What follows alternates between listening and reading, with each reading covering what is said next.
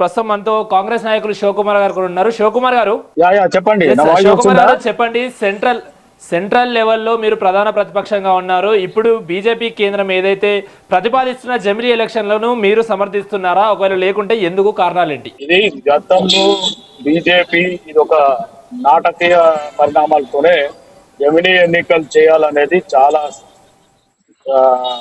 Parliament సమావేశాలలో ప్రతిసారి ఇది ప్రయత్నం చేస్తుంది. కాకపోతే ఒకటి ఏమంటే బీజేపీ చేసే ఎత్తుగడ గతంలో ఒకవేళ వీళ్ళకి మెజారిటీ ఉన్నప్పుడు సరిపోయేదేమో కానీ అప్కే బార్ 400 బార్ అని 400 బార్ పోయి 200 బార్కి వచ్చినాక వీళ్ళకి ఎటువంటి అవకాశం లేదు. రెండోది ఏంటంటే ఇప్పటికే వాళ్ళు చేస్తున్నది ఏంటి, ప్రతి రాష్ట్రంలో ఎక్కడైతే వేరే పార్టీ ఉందో ఆ పార్టీలకి ఏకనాథ్ షిండేలోనో లేకపోతే ఇంకెవరినో తయారు చేసి అక్కడ పూలో కోసి వీళ్ళ ప్రభుత్వం ఏర్పాటు చేయాలనే రకంగా వీళ్ళు ఆలోచిస్తున్నారు.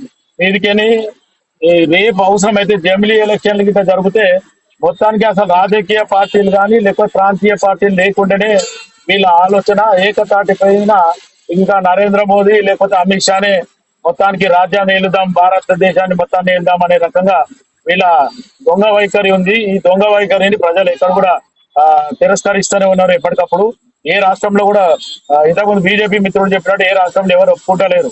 ప్రతి దగ్గర కూడా దీని మీద వ్యతిరేకత ఉంది, వ్యతిరేకత చేస్తాము. ఎందుకంటే ఇప్పటికే బీజేపీ చేసిన కుటిల రాజకీయాలతోని ఇప్పుడు ఎస్ఐఆర్ కానీ ఇప్పుడు ఇంతకు ముందు ఓట్ చోరీ ఉండే, ఇప్పుడు గద్దీ చోరీ అయిపోయింది. రేపు అవసరమైతే రాష్ట్ర చోరీ కూడా అయిపోతుంది. వీళ్ళ లెక్కకి వీళ్ళని అంతా కూడా ఫ్రీగా వదిలేయడానికి ఏముండదు. వీళ్ళు 12 సంవత్సరాలలో వీళ్ళు ఏమి చేసిండ్రు లేకపోతే ఏమి పీకి కట్టలు కట్టిండ్రు అనేది ఒకసారి నరేంద్ర మోదీ గారు కానీ అమిత్ షా కానీ చెప్పాలి. ఎందుకంటే 2 కోట్ల ఉద్యోగాలు సంవత్సరానికి ఇస్తా అన్నోళ్ళు 12 సంవత్సరాలలో ఎన్ని ఉద్యోగాలు ఇచ్చినారు అనేది శ్వేతపత్రం ఉద్యమం చేయాలి. రెండోది ఇది మొత్తం ప్రపంచ దేశాలని నేను తిరుగుతా, దేశంలో ఇప్పటిదాకా ఏ ప్రధాని తిరగలే, నేనే తిరుగుతా, నాకు రికార్డ్ అనుకుంటున్నాను. నీ రికార్డు చేసుకోవడానికి ఆఫ్టర్ ఆల్ ఛాయ్ వాళ్ళ నువ్వు ఎవరి పైసలు ఖర్చు పెడుతున్నావు? ఇలా అర్థం భారతదేశంలో ప్రజల పైసలు నువ్వు అడ్డగోళంగా ఖర్చు పెడుతున్నావు. నువ్వు ఫ్లైట్ లోనే తిరుగుతున్నావు, స్పెషల్ ఫ్లైట్. ఎవరు జాగిరది? నువ్వు ఛాయ్ వాళ్ళవు, నువ్వు ఫ్లైట్ లో ఇటు ఆర్థికంగా భారతదేశానికి ఎన్నో ఉపయోగాలు ఉంటాయి, ఖర్చు కూడా చాలా మటుకు కూడా తగ్గుతుంది అని చెప్తున్నారు. సో దాన్ని కూడా మీరు సమర్థించారా? ఒకవేళ జమిలీ ఎలక్షన్లు పెట్టకుండా ఉంటే ఇప్పుడు సాధారణ ఎలక్షన్లే కంటిన్యూ చేస్తే ఆర్థికంగా మీరు ఏ విధంగా బలంగా ఉంటారు మరి దేశపరంగా? ఇప్పుడు ఇవాళ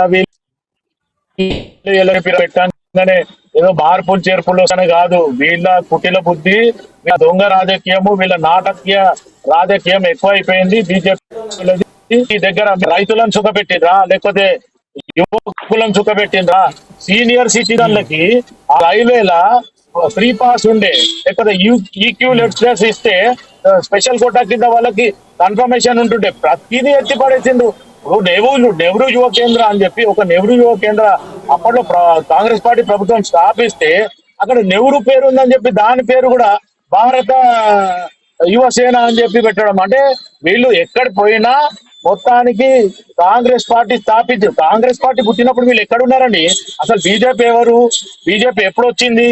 అది ఒకసారి ఆలోచించారు. ఎక్కడికైనా వచ్చిండ్రు. ఈ రోజు మొత్తానికి ఏమంటే పాటేల్ గారు మంచి చేసిండు. పాటేల్ ఎవరు? కాంగ్రెస్ పార్టీ నాయకుడే కదా. కాంగ్రెస్ పార్టీలో హోమ్ మినిస్టర్ ఉండే కదా. వీళ్ళ పార్టీ అప్పుడు నామరూపాలు లేవు. వీళ్ళు ఇప్పుడు పెద్ద పెద్ద మాటలు మాట్లాడి మేమంతా దేశాన్ని అంతా ఉద్ధరించేస్తామని పోతున్నారు. వీళ్ళ వల్ల ఈరోజు ఏదైతే డాలర్ రేటు పెరిగిపోయింది, ఇటు పెట్రోల్ రేటు పెరిగిపోయింది, గ్యాస్ రేటు పెరిగిపోయింది. ఎక్కడ వీళ్ళు కాంగ్రెస్ పార్టీతో పోలిస్తే వీళ్ళు ఇచ్చినది ఏంది? ప్రతి ఒక్క మధ్యతరగతి మానవుని నడ్డి వీరుస్తున్నారు. మొత్తానికి ఇబ్బందికరంగా చేస్తున్న ప్రభుత్వము. ఇంకా మీదికని జమిలీ పెడితే మొత్తానికి ప్రాంతీయ పార్టీలు కానీ ఆపోజిషన్ పార్టీ, ఇప్పుడు వీళ్ళ టార్గెట్ అంతా కాంగ్రెస్ పార్టీ మీద. కాంగ్రెస్ పార్టీ ఓట్లు ఆల్రెడీ ఎంఐఎం ని పొత్తు పెట్టుకొని బి టీం పెట్టుకొని అక్కడ ఓట్లు కూడా చీలుస్తున్నారు. వీళ్ళు ఎక్కడెక్కడ ఏమేం చేయాలో అన్ని చేస్తున్నారు. కానీ ప్రజలు ఎప్పటికప్పుడు బుద్ధి చెప్తున్నారు. రేపు రాబోయే ఎలక్షన్ లో ఈ రోజు ఎట్టి పరిస్థితుల్లో నరేంద్ర మోదీ అండ్ అమిత్ షా ఖచ్చితంగా ఈ రోజు